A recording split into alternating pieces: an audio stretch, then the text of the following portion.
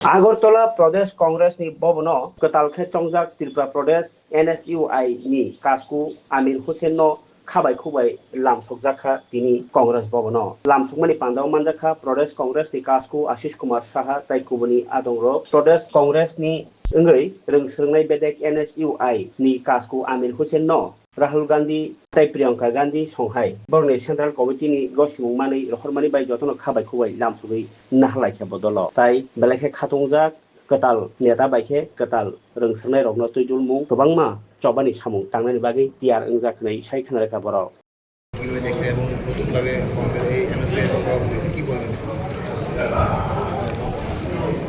কংগ্রেস দলের ছাত্র সংগঠন সর্বভারতীয় NSUI কমিটি দ্বারা ত্রিপুরা প্রদেশ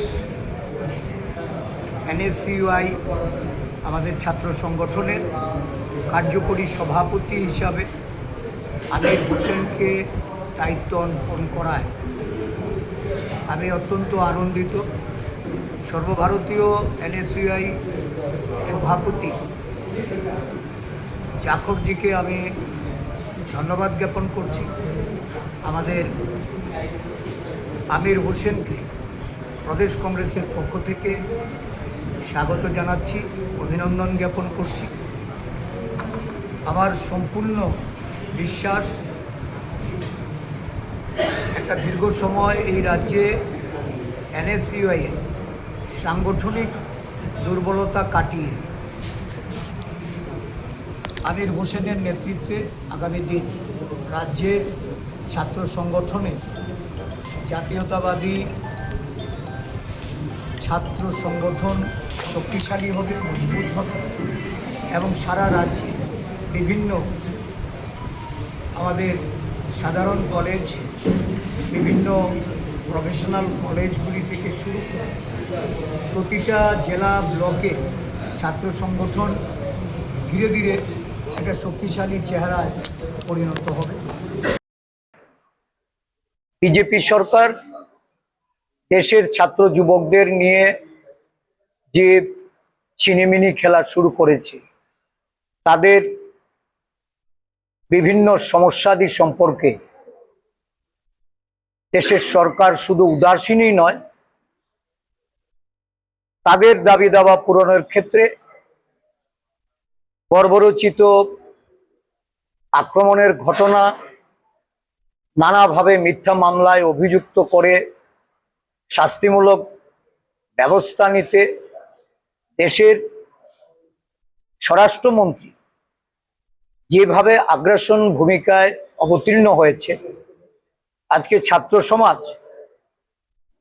তার যেমন বিরুদ্ধাচরণ করছে, সংসদের ভিতরে জাতীয় কংগ্রেসের জননায়ক রাহুল গান্ধীজি থেকে শুরু করে আমাদের জাতীয় নেতৃত্ব এই বিষয়টিকে সামনে রেখে আরক্ষা মন্ত্রীর অবিলম্বে জবাবদিহি করার জন্য, আর যদি জবাবদিহি না করেন তাকে পদত্যাগ করতে বাধ্য করতে দেশের ছাত্র সমাজের কাছে আহ্বান রেখেছে।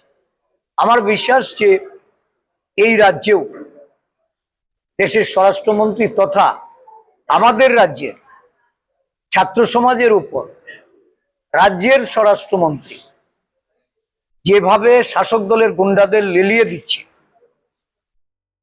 গত 26শে জুলাই ধর্মনগরে ছাত্র আমি কৃতজ্ঞ আমার প্রদেশ কংগ্রেস সভাপতি মাননীয় শ্রী আশিস কুমার সাহা মহোদয়ের কাছে। আমি কৃতজ্ঞ আমাদের প্রিয় নেতা CWC বিধায়ক শ্রী সুদীপ রায় বর্মন মহোদয়ের কাছে। আমি কৃতজ্ঞতা প্রকাশ করছি আমাদের CLP লিডার সহ আমাদের যিনি বিধায়ক আছেন শ্রী গোপাল চন্দ্র রায় মহোদয়ের উপর, যে আমার উপর ওনারা বিশ্বাস রেখেছেন। সর্বোপরি আমি সর্বভারতীয় জাতীয় কংগ্রেস কমিটির মাননীয় সভাপতি মল্লিকার্জুন খার্গেজি, রাহুল গান্ধীজি, প্রিয়াঙ্কা গান্ধীজি, আমাদের সংগঠনের নেতা বিনোদ ঝাকারজি এবং আমাদের সংগঠনের জাতীয় স্তরে যিনি ইনচার্জ আছেন শ্রী কানাইয়া কুমারজি মহোদয়ের প্রতিও আমি কৃতজ্ঞতা প্রকাশ করছি।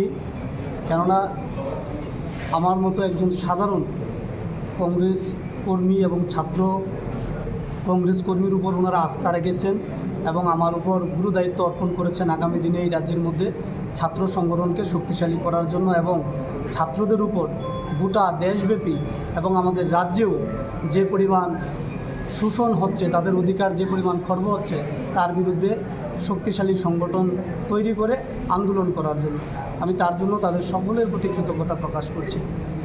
পাশাপাশি আমি কৃতজ্ঞতা প্রকাশ করছি আমার যারা ছাত্রকর্মী আছেন, যারা আমার NSY এর যোদ্ধারা আছেন, যারা দুর্দিনেও আমার পাশে থেকে একসঙ্গে লড়াই করেছেন, আজকের দিনেও তারা এখানে এসেছেন। আমি তাদের প্রতিও আমার অফুরন্ত ভালোবাসা এবং কৃতজ্ঞতা প্রকাশ করছি।